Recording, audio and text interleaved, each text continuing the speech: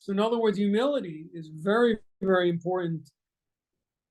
Intellectual humility in relation to Torah study. You can be very, very smart and really not be a true Torah scholar, because if you're learning on your terms based on your intellect, and basically the Torah needs to fit in to what you think, then that's not the real Torah study. The real Torah study is when a person becomes sort of a receptor to the divine way of thinking, and then we become that medium and then give that off to others. That's really what Torah study should be about.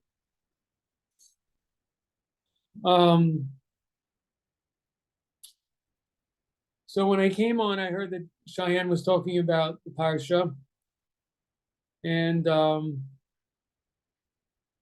it's interesting about Yosef is, on the one hand, he was a great Torah scholar, and he received the majority of Jacob's Torah knowledge. He was his star student.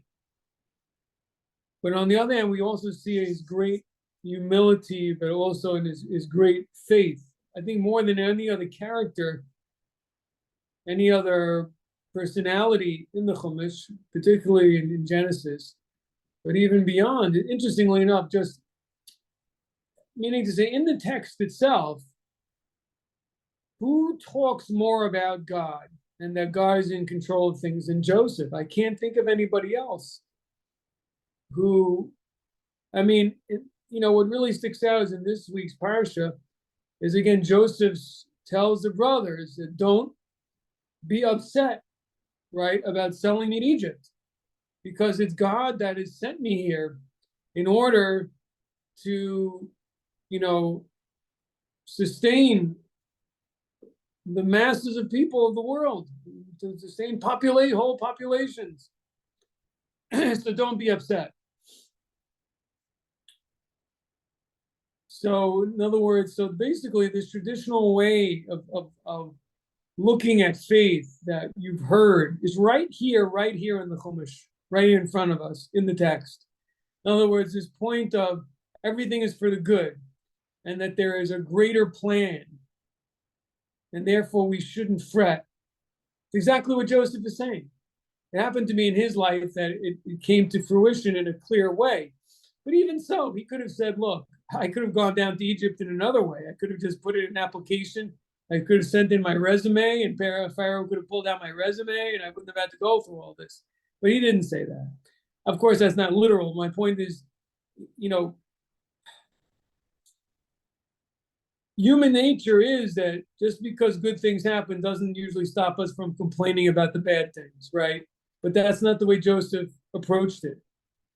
He didn't say, well, this is great that I'm now viceroy, but you guys were terrible. I'm going to pay you back. That's the way, if this was a Greek story, it would be a totally different result and a totally different ending, a totally different choice on Joseph's part. In other words, what I'm saying is that the demons of our nature, the alter ego of Joseph, would have been someone who said, aha, now I have all the power, and now I'll have my revenge. Look, I was right. I'm the king. They were wrong. That justifies me punishing them. He was now in the position to really cause them a lot of harm. When they came to him, he could have said, I'm not giving you any food. You said you're the ones who caused me this torture that I had to be in prison. You know what? You're all going in prison now. That's it. Going in prison. You're not going to see your father Jacob again. That's the end of it. Putting you in jail. No one's coming out, just like you did to me. And now I'm selling you all into slaves. But he didn't do that. He didn't do that. Instead, not only did he not do that, he completely excused them, really, by saying, this came from God. This came from God. So in the end of the day, basically, it's more about result than than cause, meaning to say, you may have been wrong. That's between you and God. But as far as what you did to me, you didn't do anything to me. It was all part of God's plan. It wasn't you. So I'm not really upset at you, because the basis usually for our anger at others is because you caused me harm, not because you did a choice to be, because your conduct was bad, but it's the result that upsets us.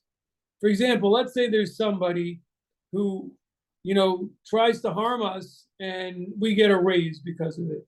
We're not really that upset at them. If somebody yells at us and we don't respond, and our boss says, someone as cool-headed as you, I think you should get a raise. We probably forgive that person, or just not care because they actually helped us. So why should we, it's hard to really be upset, even though the person was vindictive at us. I mean, that's a weird example, but the point is that, our human basis for wanting to get back at people is if they cause us harm. It's not really so much about their intent, but about result. And that's what Joseph is saying. Look, you really didn't hurt me, so I can't really be upset at you, because what you did is what was God's plan. So you were just the instruments to bring about what God wanted. So why should I be angry? So he really had the wisdom, and the humility and again, the faith to say, why should I be angry? Look what a position I'm in now. And that's another interesting thing. He doesn't say, I forgive you because of you, I became such a big shot. Because of you, I'm now the second to Egypt. No, he doesn't say that. He does say it when he sends a message to his father. So he wants his father to have nachas, right? When he wants his father to be proud, then he mentions it. He says, tell my father that I'm the right hand of Pharaoh, and I'm the authority over all of Egypt. But when he talks about what he's, happy about, he says, God did this.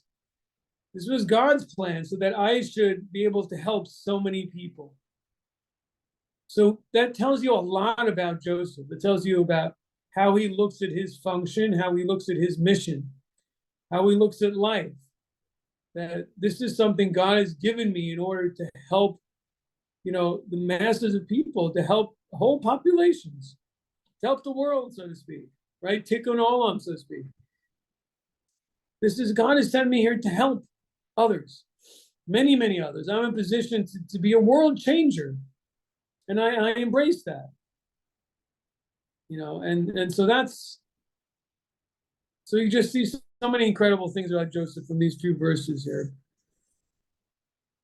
Don't be upset, he says. It's God has sent me to Elohim, has sent me to Egypt in order to give sustenance to a great nation, to a great amount of peoples. Yeah.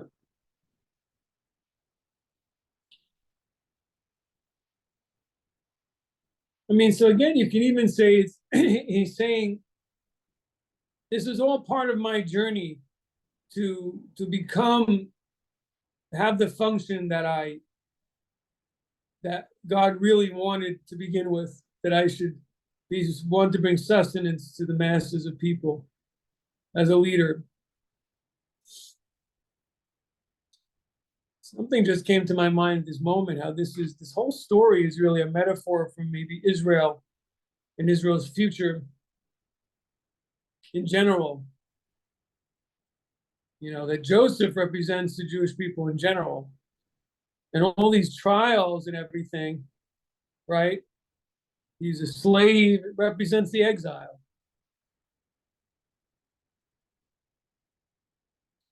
And think about it, even in the exile, what happens? He's successful. That is a very similar paradigm to Jewish history. That the Jewish people are servants, but yet very successful in their position as being second class. So it's a very funny, type of history that we have. And Joseph personified that.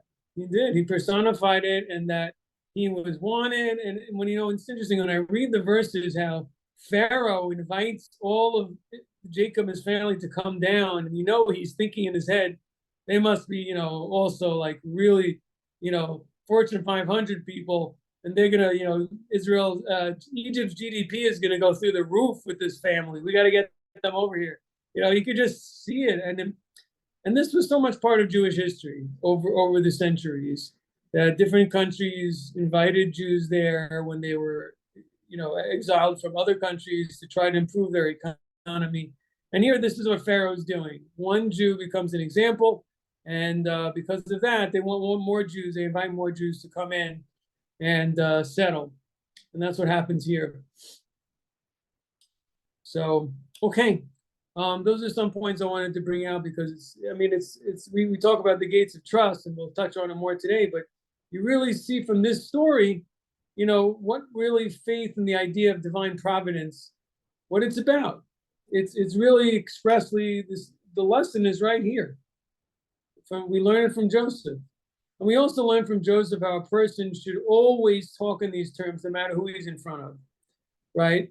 When Joseph is pulled in front of Pharaoh to discuss the dream, he doesn't hesitate to talk about the God of the Hebrews. He tells them the Elokim Pisronim, right? He says to God, who's a judge, what is Elokim? Elokim is God's name. It represents God in this world.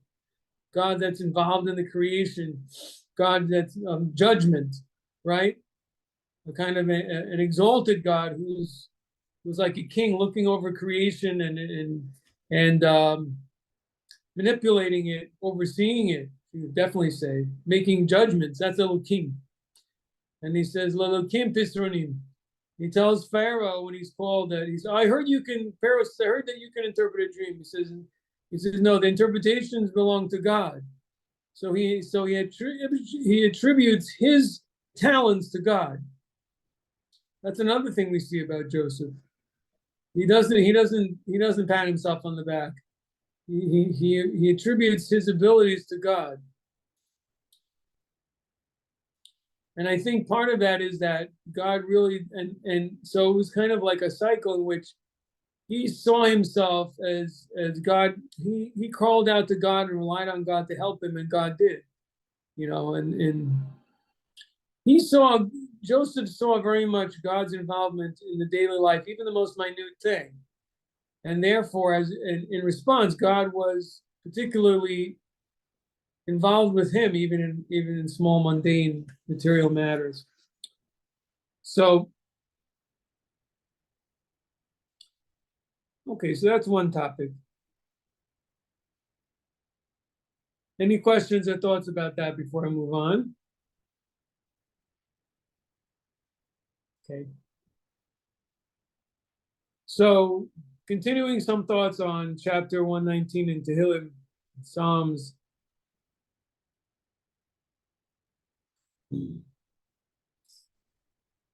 Going back to verse 6, I never seem to finish. I seem to go over these verses again and again. There's another idea I wanted to share with you is in verse 6 that states, then I will not be ashamed when I behold all your commandments. So one thing we see clear, we didn't speak about last time, is that there's an obligation to know all the commandments. Because this verse is saying, when will I not be ashamed? When I gaze at all the commandments. So not one isn't enough. So a person has to know and be familiar with all of them that they're responsible to know. And so obviously that means for the Bnei Noah community that all the 7 and all offshoots should be known to you. It's an obligation to know them all, not some of them, not a part of them. Should know them all in detail, and and what their repercussions are. And if you don't, then that's something to be ashamed of. There's something maybe a person may be ashamed of in the future. This word "us," the first word in this verse, which says "then," this idea of "then" is a verse that we also see in regards to Moses when he's with Israel when they sang praise by the Reed Sea. It says, "Then Moses sang," and the sages say this means also in the future, in the resurrection of the dead. Once again, Moses and the Israelites will again sing in praise. So there's an idea here that, in the time a person's judged, will be judged on whether or not he studied all the laws. And there's a responsibility to study them all.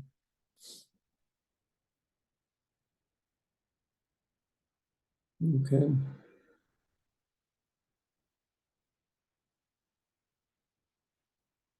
So a person's attitude should be what's normative, and not to do that. A person should feel like they've come up a bit short, feel a little embarrassed about not doing that. So so that's a kind of a good type of jealousy and a good type of ambition. A person should want to have that knowledge.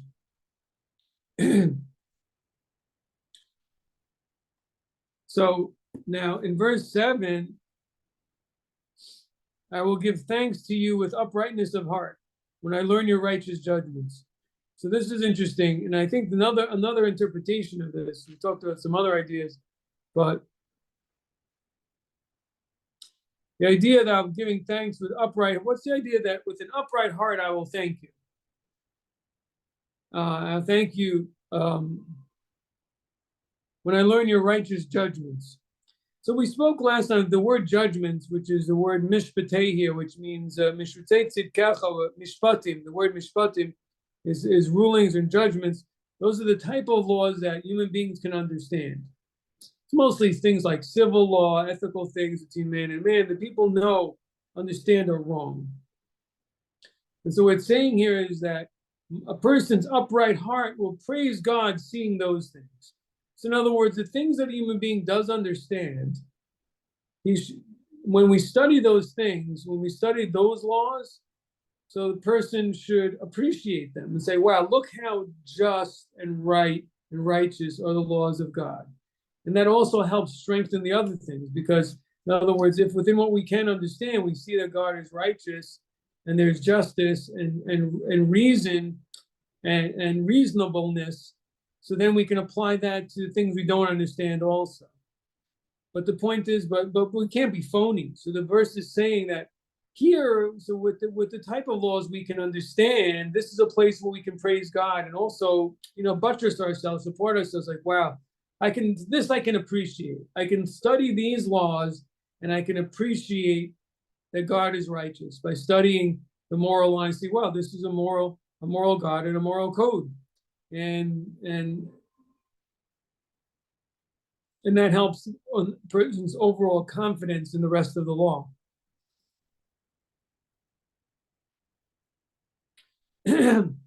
Any questions about this? Okay.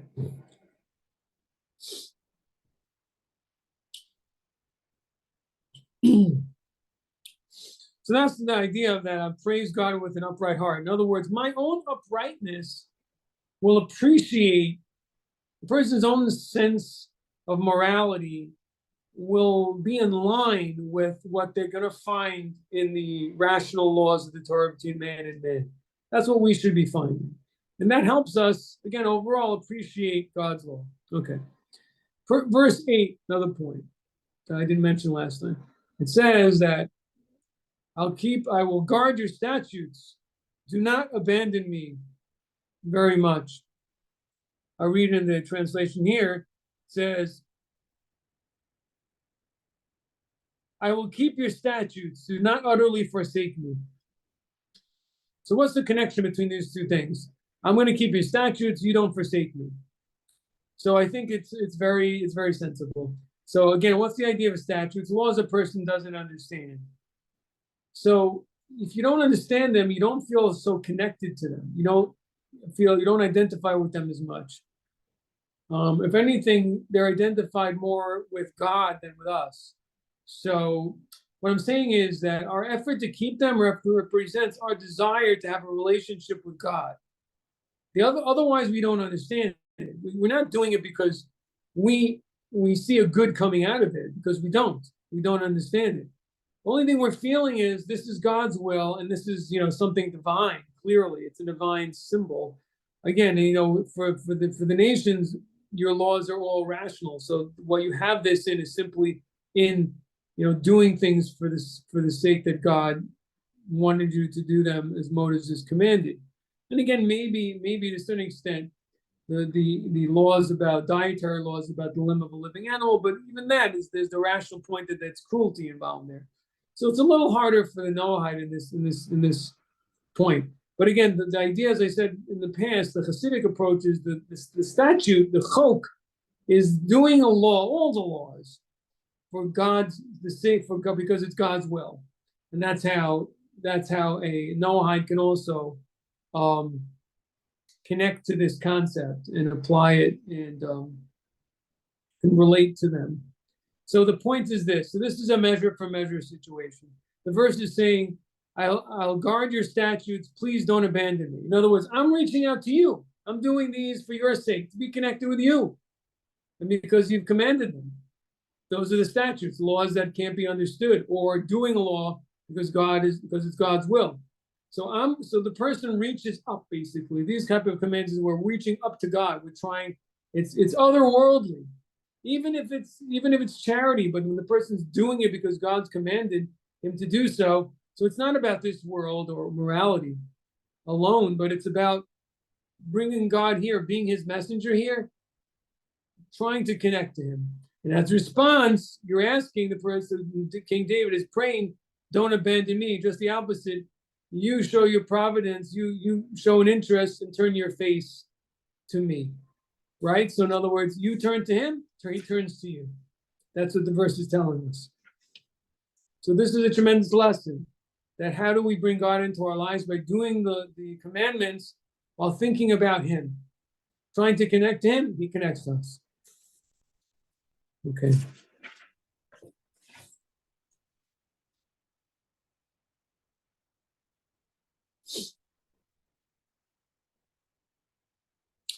The next verse, I'm just going to begin. I'll probably have other thoughts about the next verse and what to talk about. But in verse 9, I closed it up. I probably shouldn't have closed this up. Verse 9 says, how can a young man keep his way pure? By observing your word. That's how it's translated.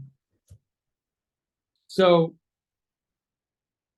what's the point here? What's the question here? Well, we can understand the question. Look, when a person's younger, a lot of passions are burning. It's a lot harder to keep Torah when a person is young. You know, when they want to party, when they have all these different passions and lusts and desires are very, very strong when a person's young. The body is very, very strong when a person's young.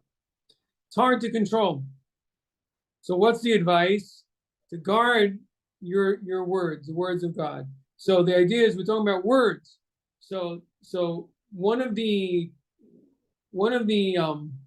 instructions and advice of what a person can do to try to control these things is speaking words of Torah and words of prayer, speaking them out of their mouth, that the body should become a vehicle for godliness, and that can calm the body down. So how can a young man find the right path? By guarding your words, right? By observing your word. So it's not necessarily, it's more maybe a Hasidic interpretation a little bit, but the point is the emphasis is on words. By guarding your words, knowing your words and speaking them.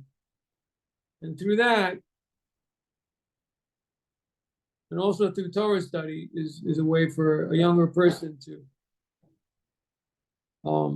help their mind and what they want to do mentally control their heart and their body, their passions that are burning sometimes to them to do irrational or not what's the word I'm looking for? Not simultaneous things, but not spontaneous things. Word isn't coming to me at the moment. But the point is to do things instinctively and without thought. So by studying Torah, particularly by speaking out words of Torah, that can help a person, make sure their mind stays in control. Okay. Now, a couple more things. Any questions on this? Anything so far? Comments, questions? Going once, going twice. Going 3 times. Nobody wants to buy any cattle here? No, wait, one more time. One more. All right. Gates of trust. So we'll talk a little bit about our book Duties of the Heart, some of the points that it brings out. So in the Gates of Trust section,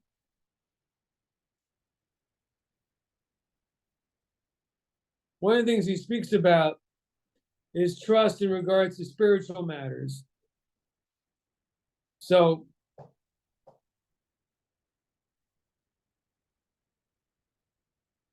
it's interesting, some of it is a little repetitious, in which he just speaks about how, that the tranquility a person will find through trusting in God in his religious life, similar to in physical things. Anyway,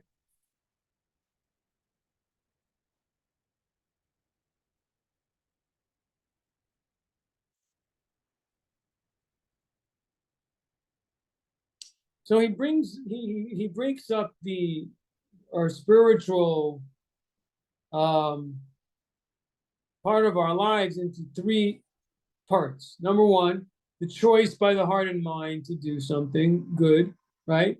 The intent and resolve to do what one has chosen. So to make the choice and then to have the resolve to actually carry it out. And then 3, the effort to complete the intended act. So there's 2 points of it which are really consciousness-based. The first is making a choice, and then have the intent and resolve to carrying it out, and then 3rd, actually carrying it out. So that's how he breaks it into 3 parts.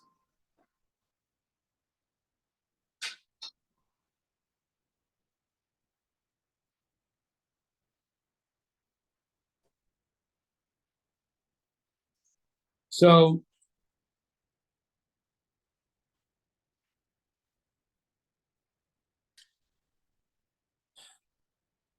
obviously there's a little bit of a tricky problem here, and that is a person could misuse or misunderstand faith and trust in terms of their spiritual life. In fact, I think we had someone who made a guest. How should I say that? Who made a guest appearance, so to speak. One time, there was a gentleman here who asked this question about, if God knows everything and controls everything, why should he even try? Something like that. And why should I have to? What's the point of me, being careful to carry out the commandments, or something like that? He was asking.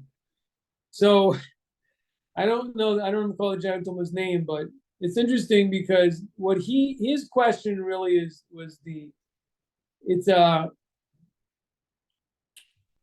that's a pitfall of the evil inclination, basically trying to use faith against us. To say, oh, listen, if there's God and he controls everything, then there's no point of you making choices, because, whatever it is predestined anyway, so there's no point. Predeterminations. It's very interesting that the evil inclination turns everything upside down. When it comes to sins, he tries to get a person to put in a lot of effort. When it comes to sins, when it comes to physical pleasures, when it comes to this world, he's always telling a person, oh, you got to put in all your effort. Suddenly, when it comes to Torah and its commandments, he's telling the person, oh, you should just have faith. The God is in control. Don't worry about it. It's always turning things upside down. When it comes to money or his livelihood, everything, oh, you got to put in every bit of, squeeze out the last drop from that lemon to try to make $1. Every bit of your energy has got to go into doing that. Otherwise, you who knows what? Maybe you won't get it. You miss $1. Comes to spiritual things, he says, don't worry, God's kind. It's going to be okay. There's nothing to worry about. He always turns things upside down. Really, it's the other way around. God will help us spiritually, although we do obviously have to put in physical efforts, but nevertheless, not to violate the law in any way, and everything in good measure. A person should make sure to have time for Torah study, for prayer, for family, for doing some of the mitzvahs, and so on charity, and make sure to give charity, and and the other hours to put into what's necessary towards their livelihood in a way that's sensible and rational in the time and place that they live. Um, but that takes a certain bit of faith. But the other way, a person, when it comes to effort in fear of heaven and so on, that's misplaced faith. That is where God told us we have to put in our effort. We got to do it. We got to do it. That's the place where we're being tested, where we were given the power to really be free agents, and we have to make use of it. So, in his words, in regard to what is not hidden or removed from us, such as the choice of service or transgression, and the intent and resolve to carry out what one has chosen, relying on God in these would be erroneous and foolish, for the Creator may be exalted, has left to us the choice of serving him or rebelling against him. As it is written, choose life, Deuteronomy 30:19. But the carrying out of the intended act of service or transgression, he did not leave to us, but made it dependent on external means that are sometimes present and at other times unavailable. So it's interesting. So his position is that the actual carrying out of the act, well, that we're not in control of that. Or the transgression either. We're not in control. That's up to God.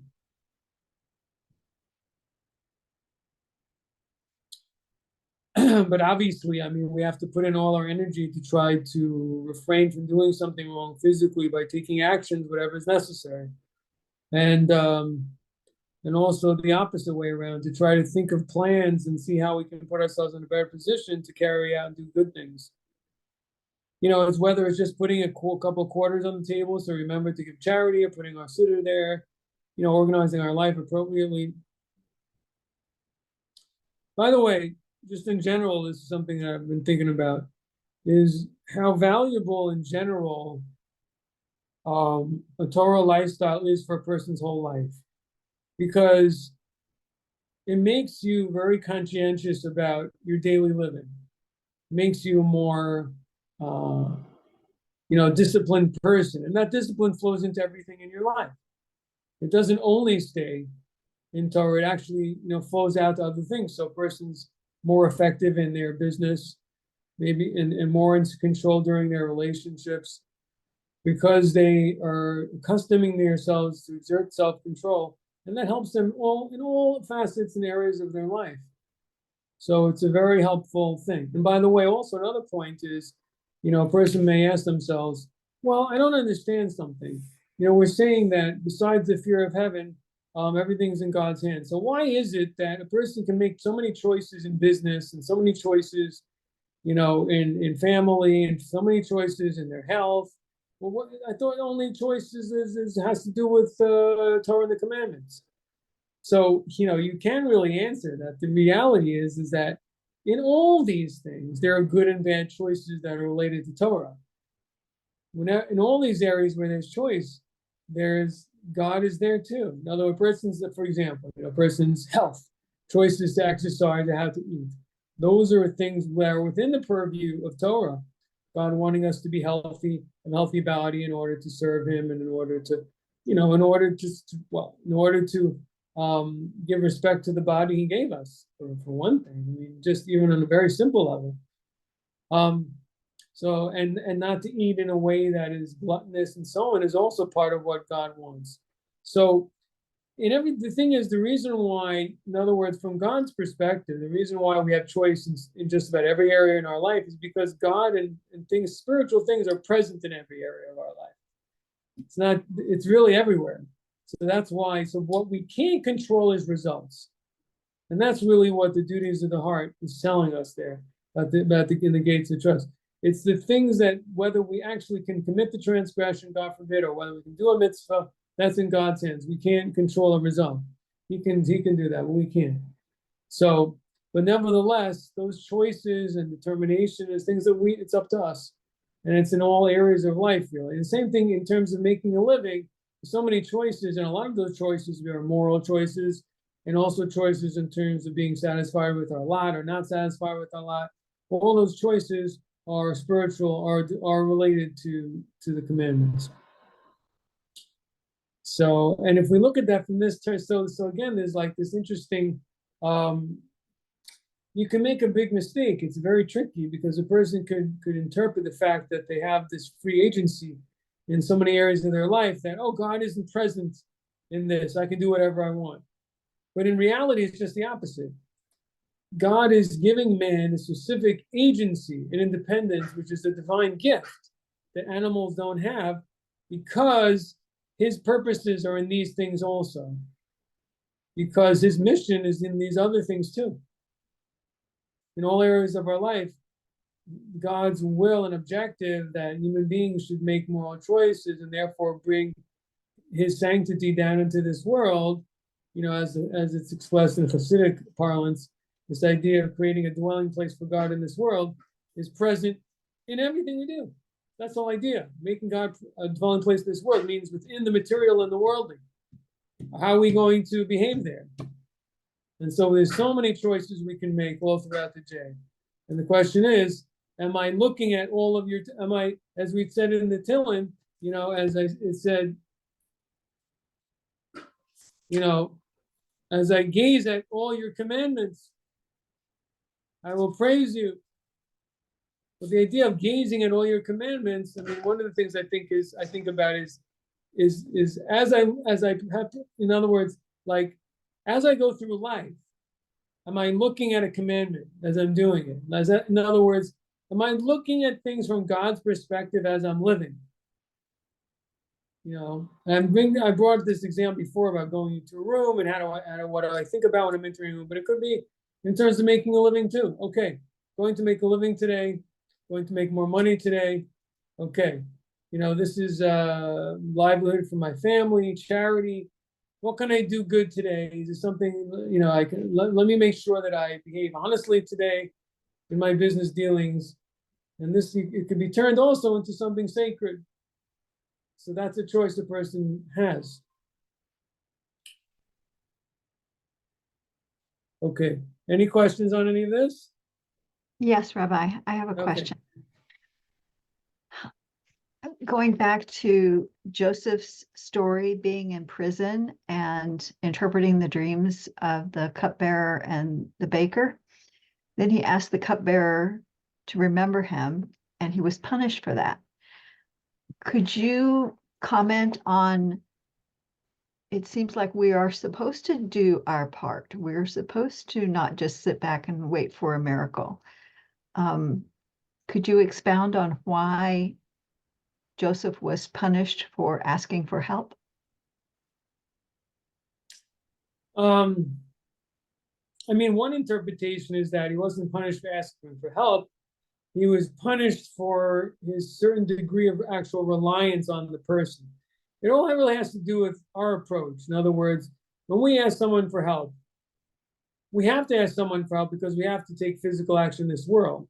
But in our heart of hearts, we feel like, oh, this person, I kind of have a devotion to them. I really need them. Or is it just, okay, this is the avenue God has put before me. Maybe it's going to happen to another avenue, but this is just, this is what comes to my mind to do right now. Maybe something else will happen also later. In other words, am I putting all my cards in this basket? I don't know if that's the right expression there, but am I putting all my berries in this basket? Or is there, other opportunities and other options that God can bring before me? So that's a more simple approach to that. There are those that say that on Joseph's level, he shouldn't have relied on him at all.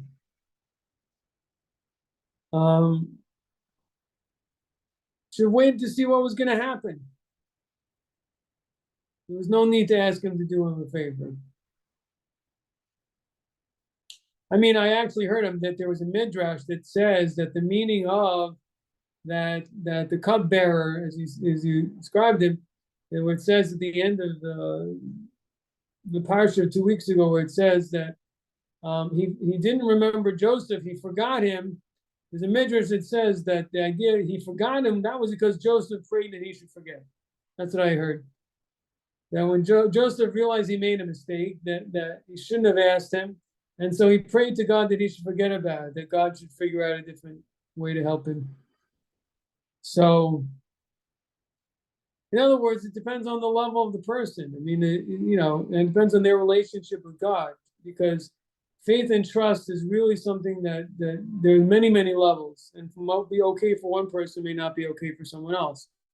Joseph was on a very high level, and God's relationship, providence with him, was very close. And so you can even say it this way in a more simple tone, is that it could be that his interpreting the dreams correctly for these two people in such high position was enough of his effort. He didn't have to add on by pleading with someone, please do this for me. It was enough that, and even just from, if you think about it, kind of like from a human nature kind of thing, it may have even worked better if he wouldn't have said anything. I mean, in truth, would the result be any different? Did that minister help him because he asked him? No, he didn't. He helped him because he was someone that he realized he had no choice but to reveal this to Pharaoh, because Pharaoh needed him. So basically it was irrelevant. His asking for help and putting himself down, and to beseech someone else for help, was basically a waste of time, and belittled himself and his level. It's interesting we're coming to this because it's similar to some things that are going on in world, in terms of the news right now. I think it's quite relevant, but I think that's the problem, is that the impression was that Joseph gave the impression that, he basically lowered himself to this man and made it sound like it's in your hand, I really need your help, which really backfired, I think. I think it backfired, both because God didn't want it, and because also human nature is, you're asking me particularly, again, you're not talking about, righteous people who want to help. You're talking about a person who's a selfish person, and pleas for help often turn people off. What they want is someone who's a success, someone who can help them go up the ladder. Then they'll remember you. If you're, you don't have to ask for help. It just happens. It's either it happens or it doesn't happen. It's not something you can do anything about. You know what I mean? If you're working on a job and you're doing a good job, right? You're gonna ask one of your colleagues, hey, can you remember that, listen, you can have a meeting with the boss, you're my supervisor, please tell him I'm doing a good job, will you? No, you're not gonna say that, are you? I mean, it just makes you look bad a little bit. It makes it look like you lack confidence. I mean, if you're good, you're good. You'll get mentioned. If you're not gonna get mentioned, you're not gonna get mentioned. I mean, pleading is, so maybe there's an element of that in this here. I don't know. But it was Joseph was on a higher level and should have just relied on the fact that he helped these two ministers. That was enough of his effort, that could have came out to Pharaoh somehow. I think we have a little bit of that today also. I think also the point is that for the Jewish people to play their role, they can't bow to the idolatrous nations. They can't show a dependency. It's part of their role to stand above, in other words, and for God to act through them in a miraculous way, and for the nations to see that, and therefore appreciate, and be able to learn lessons from their conduct and so on by seeing their unusual success. But when the Jewish people make themselves subservient to the nations, then that doesn't happen. And you could say maybe that's a little bit the issue today as well. Like, when Israel has to, try to express itself in a way that you get a feeling that they are seeking the, what's the word? You seek the approval of other nations. That's a weakness. And that weakness also is going to be taken advantage of. So, and it also is hurtful to, as I said, to the other nations as well, because we need a situation in which Israel stands alone and yet God helps them. And that situation is one that the nations can respect, and then they can learn from Israel. But if Israel is subservient to them, they can't learn anything, because that's not a situation. It's like a teacher needing their students. The teacher needs the students, and the students don't learn from that teacher. Teacher has to be in a position of authority. And so similarly, Israel has to be above. And the way that comes about is that when Israel, defeats its enemies in a miraculous fashion, then the nations will see that, and they will, and if Israel is a very successful nation independently, not being a vassal state to the United States or anything else like that, not being dependent on the United States or Europe or anyone, and trying to this, and hey, we're very, but doing what they need to do, and also standing up for the fact that, as the Rebbe said, this is the land given to us by God. This is our land, and that's the end of the story. And we have to defend our people, etc. Whatever it takes, we're going to do it. It needs to be done. But whatever the decision are, I can even say it differently. I think the main problem is the reliance and the implicit, approval seeking. Israel itself says, listen, we're going to do this war in a moral way. We're going to do X, Y, and Z. That's okay, but not because to seek approval, not through approval seeking, because we believe this is correct, and we're going to do what's correct, and we do what's good for our people, and do what's correct, because we don't want to stoop down to their level, and God will help us even if we conduct this war in a humane fashion, but not in a way that somehow the nations understand that this is because of them, and they're seeking approval, and we're reliant, and we're dependent, and that's not good. That's not good for the whole relationship. It's not good for the nations either. So,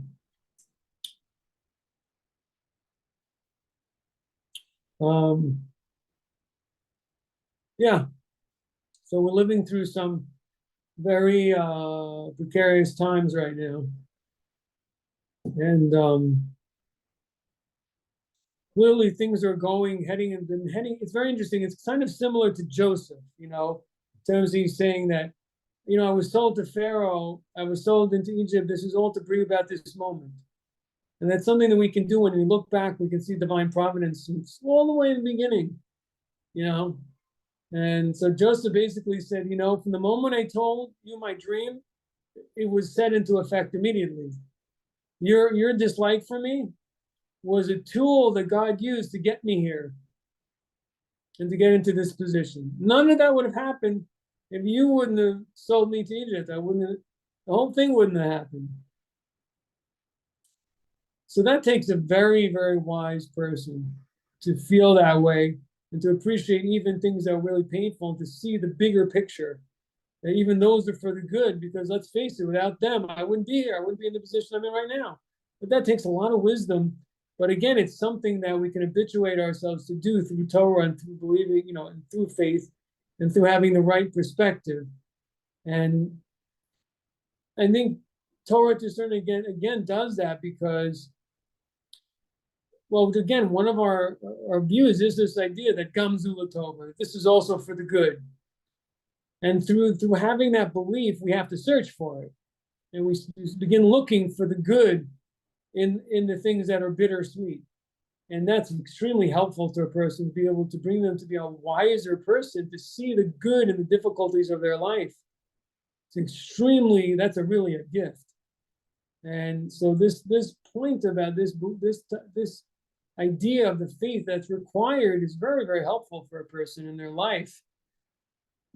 One of the things that causes a person to be sick is when they're very bitter about the things that happen and their disappointments and things that didn't go their way. And those things build up over the years, and they could really become sickly in different ways, whether it's psychologically or even physically. Unsolved problems. When a person can come to peace with those things and even realize that some of the things that the blemishes they have, some of them may never be fixed completely, but yet came to them for some kind of a deeper reason that led them to a certain point, maybe just led them to have compassion on others because they were hurt themselves. I mean, who knows, but to try to seek the good within the not good, try to find that can help a person come to some degree of closure and come to peace with the things that happen in their life, as opposed to always being bitter about, oh, I didn't get that, I didn't get this, I didn't get the other thing. And that breeds a lot of anger, and that anger often comes out at other people. We have in this society, in Western society, in the United States, a problem with spousal abuse. I'm not really an expert. I'm not going to pretend to be an expert, but nevertheless, I do believe that one of the issues is, from what I understand it, is that the spouse, there's a lot of self-hatred, self-anger that they're lashing out. They really hate the person that they become, or that they haven't lived up to things that they wanted to do in life. And so their answer is to lash out. And for example, a man who doesn't make a good living, and has bad habits and is lazy, and just so their response is to criticize their wife all the time, but really deep inside, they know that they're doing things wrong. Instead of facing it, they're hypercritical or even abusive to their spouse. But it's also, there's like an accumulation of anger and victimhood, that the person is feeling angry about things that were did to them, and they're lashing out to people around them because they just feel angry. And so what I'm suggesting is, if a person comes to peace with what's happened to their life, obviously humility is also very helpful. But if you feel peace in yourself and happy with your lot, you're not going to do that to other people around you. It's because you're so angry. And you know what? We see it today. It's really terrible because it's become a national plague, this anger. The problem is, like, there's a lot of talk in the political in the sphere about different elites and the fact that they, take advantage in all different kinds of ways. There's a lot of different people online talking about this, these elites or these powers, whether it's the bankers or the government. What's interesting to say, I'm not going to even say that, they may have a point. They may have a point. The problem is that this idea of victimhood is just not good. And this anger at looking for those who cause us our problems is not an answer. It's just something wrong with it. And obviously, because what it results from is generally not a good thing. It results in anger and violence. And then basically we just end up with another despot. We don't end up any better off. So, all this energy and anger is released on whoever has the power now, and then somebody else takes over. I mean, isn't that the story of communism in Russia and China? They were so angry at their oppressors in the previous regimes, so they killed them all out, and then they made another oppressive regime. So what did they gain? Nothing. That's because it's not coming from the right energy. It's coming from anger and hatred. From there, nothing good can come from there. And that's the problem. A lot of these people, you see a lot of these young people in these demonstrations, that's what it is, resentment and anger. That's not good. That doesn't bring us any answers. If there are people who are bringing about abuses, we have to move with reason and justice to try to fix it, not with anger. I believe the other thing is coping, is to try to cope. And well, part of it is because what people don't realize is that, to a great extent, that it's kind of like it says in Psalms, that the arrows of the wicked penetrate their own hearts. And that basically that means is all their greed that they have, and their lies and everything. In the end of the day, people don't see it, but it's hurting themselves more than it's hurting anybody else.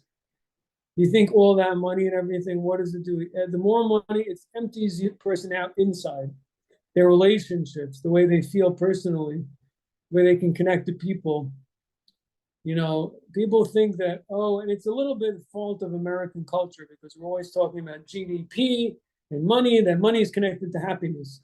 but it's not connected to happiness. It's connected to, removing reasons for unhappiness, but it doesn't bring happiness. That's what somebody once said. I think it's true. Like it can remove different worries, but it can't make you a happy person. So,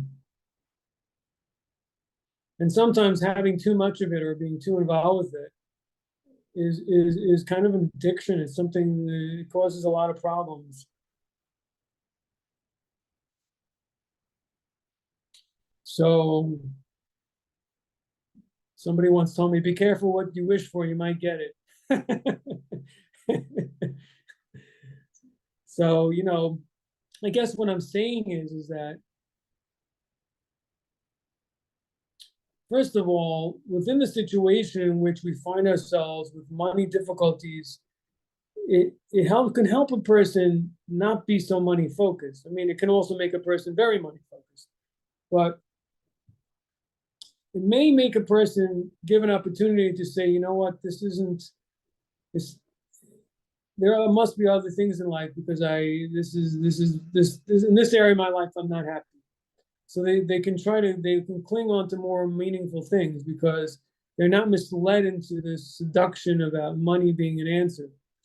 I'll give you an example. I just saw some article recently about, I think it was, some came onto my feed about the New York Post, that there was a young woman who was in her late 30s who was now saying that, she's been misled, that she was single for so long, and, that all the parties and putting on high heels, it doesn't make you happy, something like this. And she wants finally to settle down and have a family. And she realized that loving others and giving to others is more satisfying than self-indulgence. But the point is, why did it take so long for her to realize this?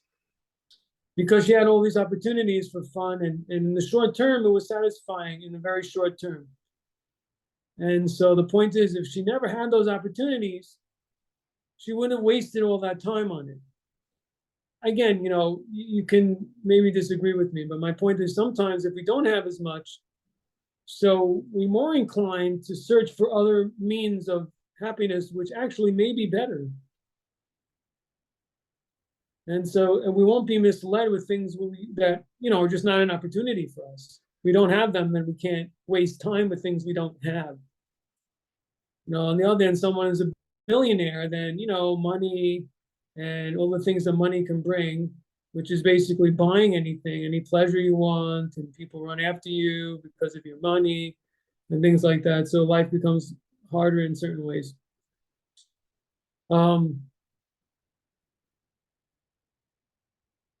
So I got a little bit off topic, I guess, but it's things I wanted to discuss.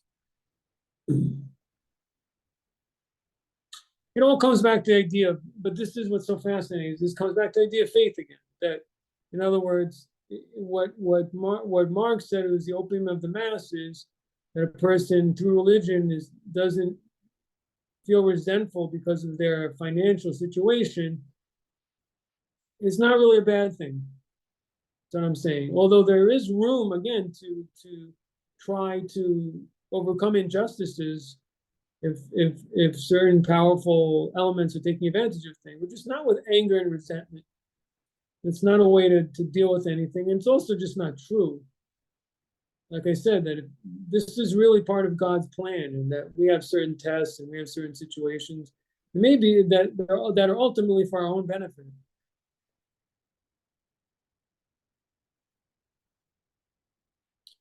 Okay, covered everything I wanted to talk about, which is,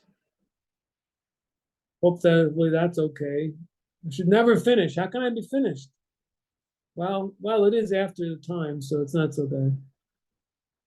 Okay, everyone. Questions, comments, last chance. Going once, going twice, going 3 times. Sing. Okay. All right, everyone. Good night. Thanks for joining me very much.